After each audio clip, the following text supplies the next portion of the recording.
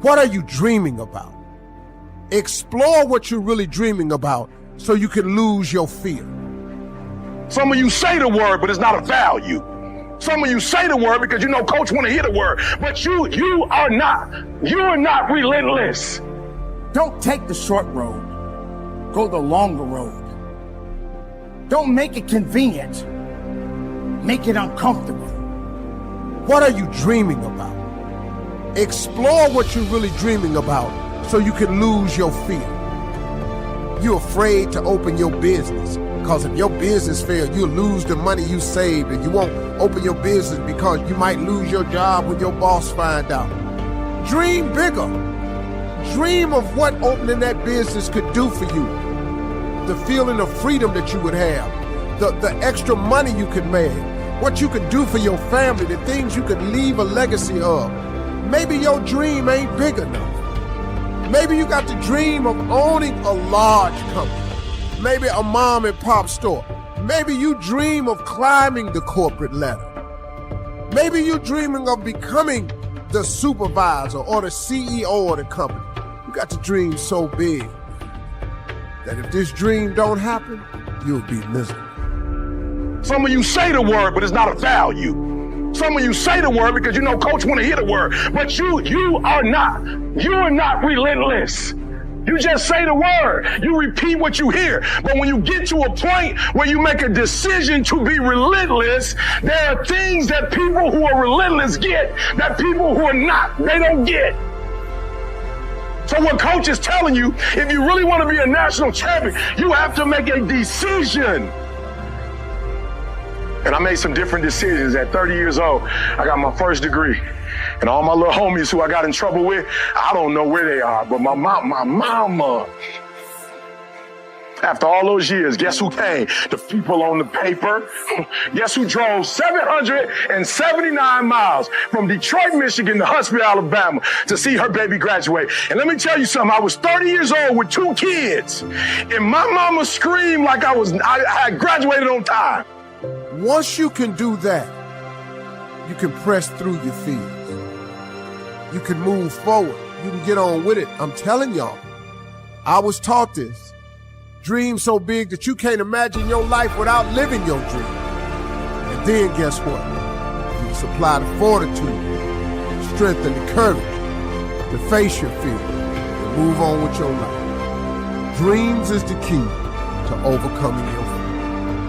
My mama was screaming like I was 22 years old, and I had made all the right decisions. And when I saw that smile, I said, we got to do that one more time. This first one was for high school that she didn't get. The second one is going to be for the college that she get. And the PhD, and guess what? Mama was at every last one of them. Grandma was at, Auntie Cleo was at everyone. Auntie Wanda was at. And I took a shift, y'all, and I stopped doing stuff for people who I probably wouldn't even know 20 years from now. And I started thinking about the people that helped me get to it. Now listen to me very closely. When y'all playing now, when y'all out there doing your thing, I want you to think about these people. Why? Because you're going to play at a whole nother level when you're thinking about them. There's a different energy you get when you do it for mama. Have you ever read those stories before where you got a kid trapped under a car, or there's a pit bull chasing the mama and she got her baby, and all of a sudden this frail woman is able to get this dog off her child? She's able to lift a car. Like, how do you do that? And then the next day, if you told her to lift a car for $1 million.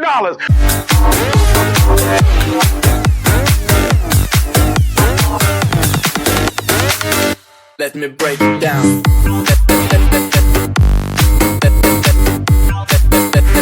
Break it down.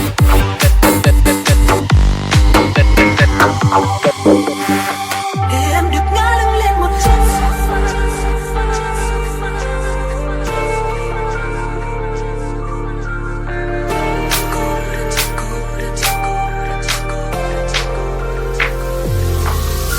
Cô đơn trên sofa, con tim như pan ra.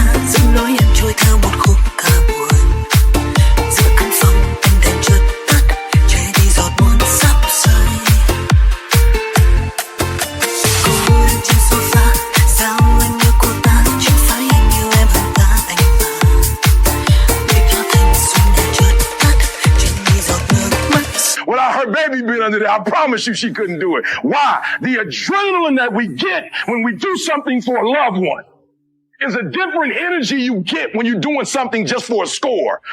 Don't take the short road. Go the longer road. Don't make it convenient. Make it uncomfortable. Believe in that. Because that's the best way you could be in your life. Don't waste time making life easy. Because if everything has to be given to you, if everything has to be handed to you, then how are you going to grow? How are you going to build? How can you build a house with no foundation? It's called putting in the work, understanding the significance of it, and what it takes to be the best of yourself. Ladies and gentlemen, it's not supposed to be easy. It's not supposed to be convenient. You don't have to go through the drive-thru. Get out your car and go inside sometimes. And make the most of it. And believe in it. And understand, just because someone else is doing it, that doesn't mean you gotta do it. Okay, the deeper part of that is identity. And so Everybody's life, and everybody's source. We gotta keep on dancing. On and out, step them all, and we're up the end of cloud. To the beat of desert. To the things we do, it's for the big table. So the myself is telling, I'm a she's like, never gonna go to the light, just shine light, one shine light. Let it go. Show us what we're strong side. It's alright. We're down to full and night. It's taking over our night.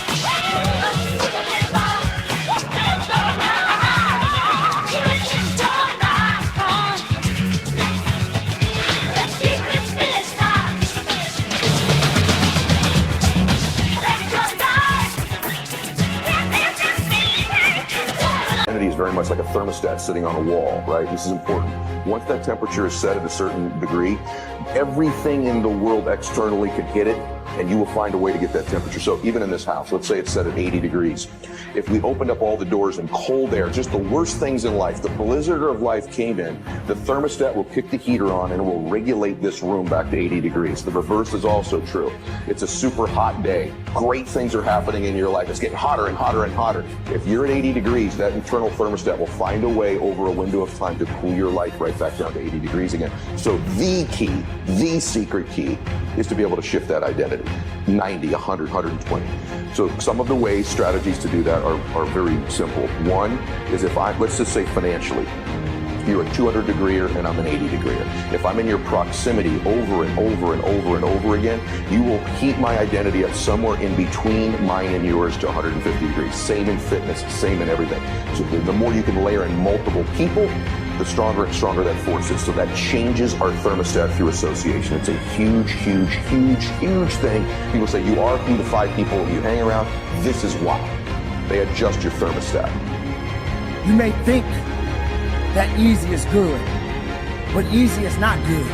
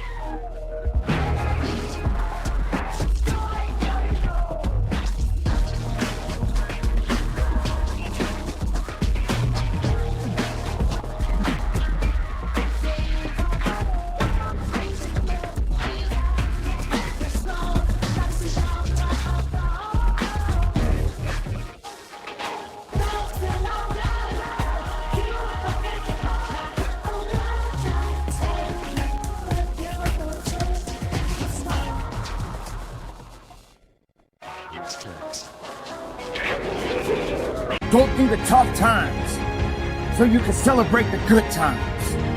So when the tough times come, you're prepared for it. Because you went the greater route. You went the longer route. You made the most of it. And you gave it 110% of everything you had. So keep it moving. Be productive. Be powerful. And from the bottom of my heart, no shortcuts. Go the distance and conduct your business. That's number one. Second way you can change your identity is through doing short bursts of something in a window of time you've not done them before, and they change the thermostat temperature permanently, almost like a water line in the pool. So if it's a certain amount in the gym, or a certain amount of phone calls in your business, or a certain amount of appointments, you make a certain amount of money, oftentimes you're never the same again. You've seen this in your own net worth. I've seen it in mine. There became a point where I made a leap in a short window. I was never really the same again. I could go back a little bit, but not back where I was before. So it's activity or successes, achievements in short bursts of time. And then obviously our self-confidence impacts identity. And I keep telling them, man, you're gonna outgrow that in a minute. Cause you know, like at this age, when somebody says, hey, we're gonna go out to a club tonight. What? Go out to a club?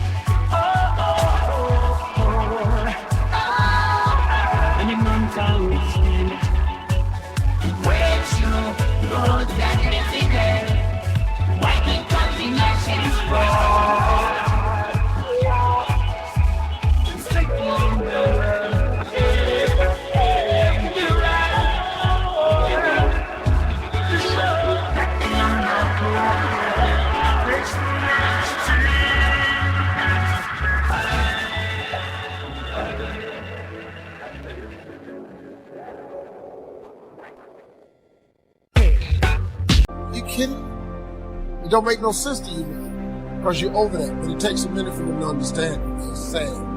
I wish they'd get it. I wasn't clubbing in my 20s. I didn't know how to make a vision board. I didn't know how to. What really changed my life, man, because I got in Amway when I was about 24. I got in Amway. And that changed my life, man, because the first time ever, they introduced me to self-help books. And I read 2 books that changed my life. It was The Power of Positive Thinking by Norman Vincent Peale and The Magic of Thinking Big by David Schwartz. I read the books and it changed my life.